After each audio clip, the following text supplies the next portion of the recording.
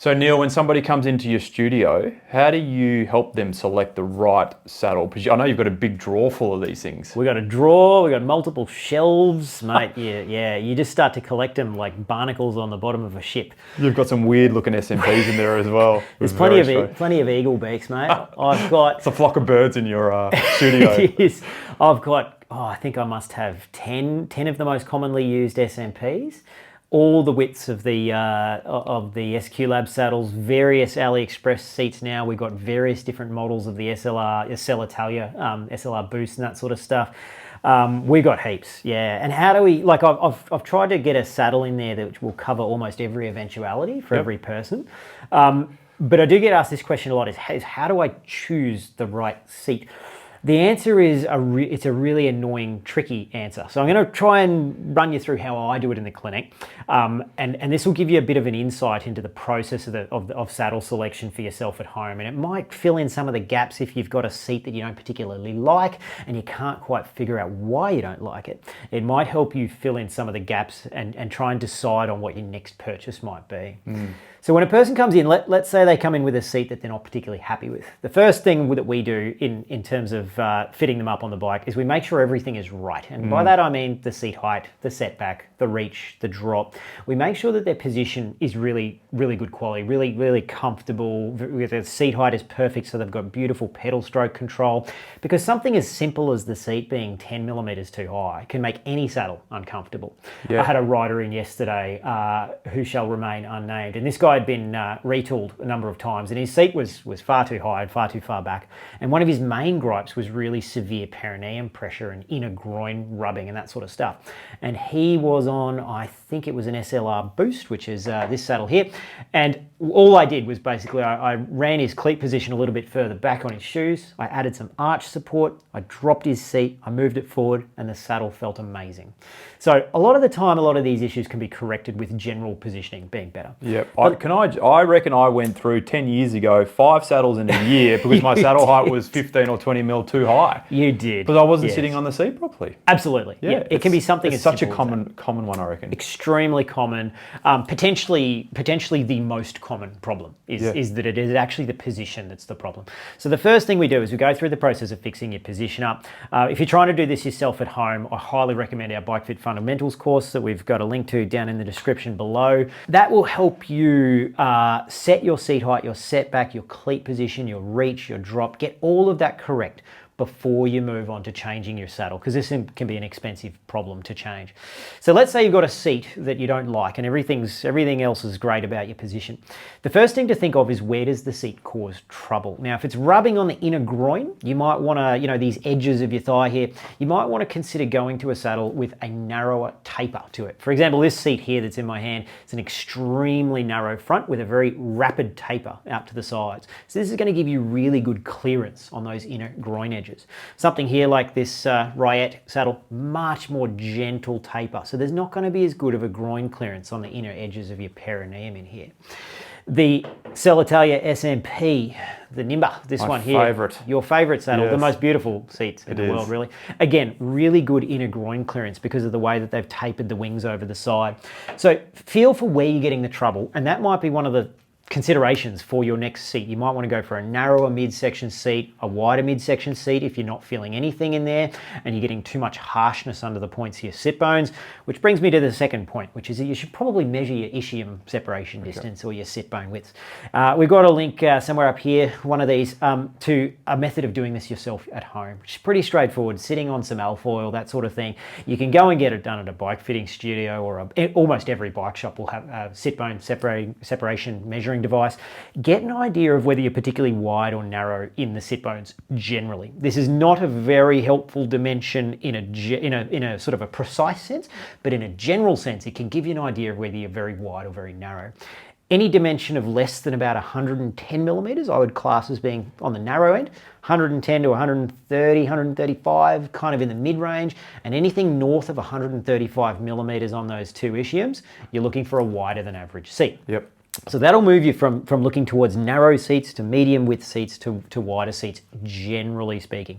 And that'll cut down your choices by usually about 2/3. It'll just knock down, so instantly you can stop looking at the 160 millimeter wide saddles if you're 110 mil on the ischiums, and it'll really narrow down your search. So you've gone through this process, you've figured out that you're particularly, let's say you're extremely narrow. You want to choose a below averagely wide saddle, generally speaking. You might look for one of these three here in front of me here, for example. You've got a Riot Ultimate, you've got a narrow S3 SLR Boost, and you've got the old mixed 5D. This is in both AliExpress saddles here. All three of these, as you can see, have got different tapers on that midsection in the wings. The SLR Boost, really gentle taper. The mixed 5D, very rapid taper. So look for that inner groin clearance. If that is often a problem that people are getting, is that this section of the seat is not clearing as their leg extends down, and they're getting a lot of chafe through here. So the taper, or I think people have referred to this as tumble home. It's got some name, I always forget the name, but the taper of the wings.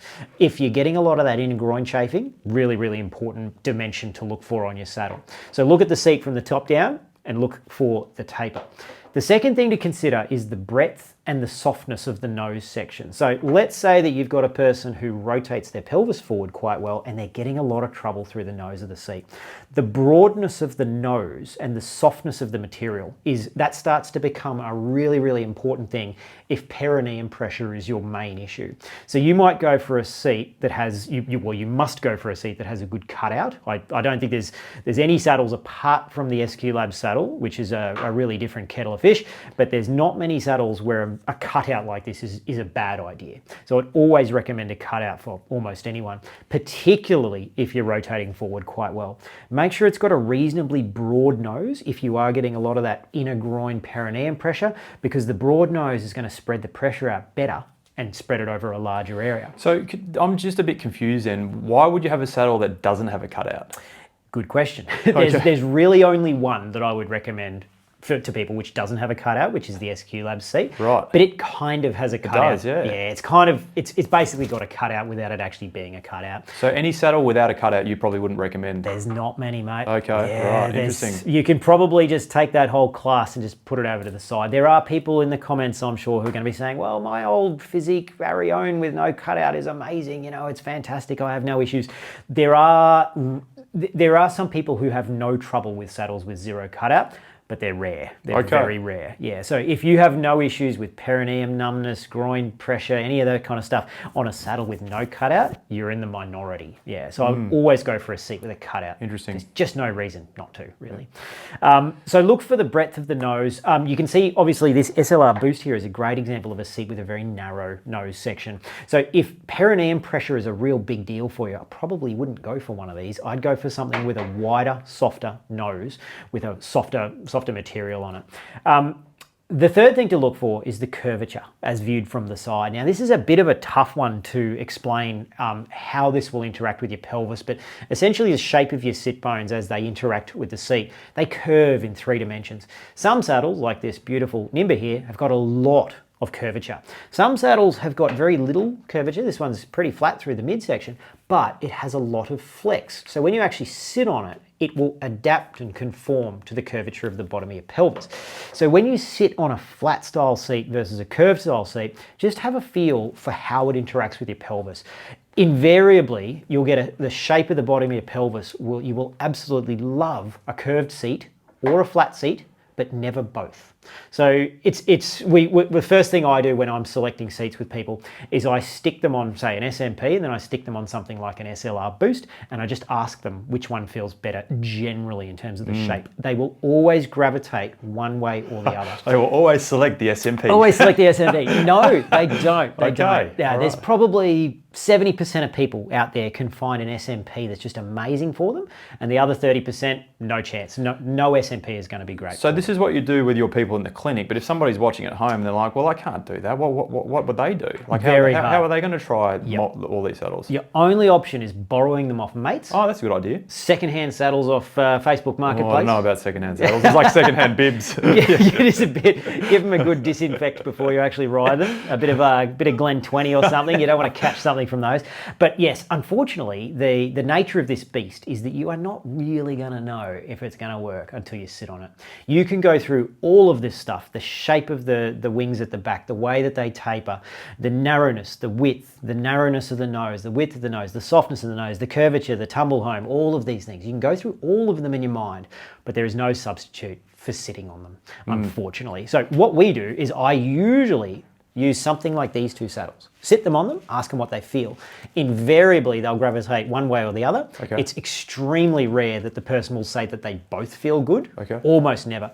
And then we start to move towards saddles which are shaped slightly differently from the one that they choose. For example, you might sit them on that and they say, oh, it's pretty good, you know. And then you move to this one and they'll say, the wider nose is rubbing on the inside of my leg. So we go, instantly we know the person is not going to tolerate a wide-nosed seat. So we might gravitate towards a more narrow-nosed seat. Okay. So we just literally go through the process of narrowing it down and depending upon what they tell me on where they feel the discomfort, we narrow it down into a smaller and smaller subset of seats until we find the right one. Based off those three criteria, basically. Yeah, based off those three things. And there is, unfortunately, for those of you watching at home, there is no substitute for actually testing them. So if you run out of patience doing this yourself, I would highly recommend booking a bike fit session with someone who's got a massive selection of seats there. Yep. And just go in and make sure that you can go through 5, 10 different saddles with them, because there's very few